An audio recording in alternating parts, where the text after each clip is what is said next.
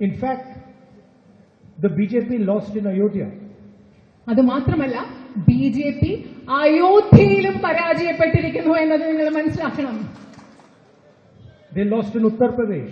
അവർ ഉത്തർപ്രദേശിൽ പരാജയപ്പെട്ടു. And they lost because they were attacking the very idea of India.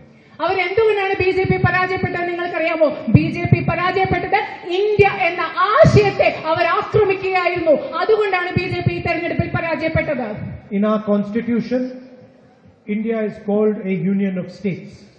നമ്മുടെ ഭരണഘടനയിൽ ഇന്ത്യ, ഭാരതം എന്ന് പറയുന്നത് സ്റ്റേറ്റുകളുടെ, സംസ്ഥാനങ്ങളുടെ ഒരു യൂണിയനാണ്.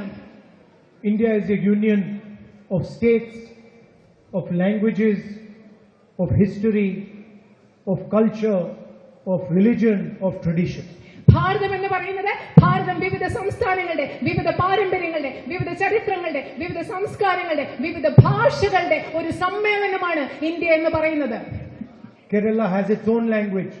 Tamil Nadu has its language. Bengal has its own language. Each one of these states have their own culture. Every single one of them has to be respected.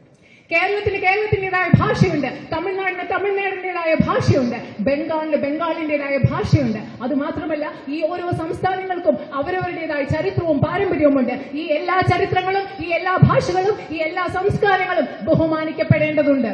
In fact, the idea of India is the respect of the other.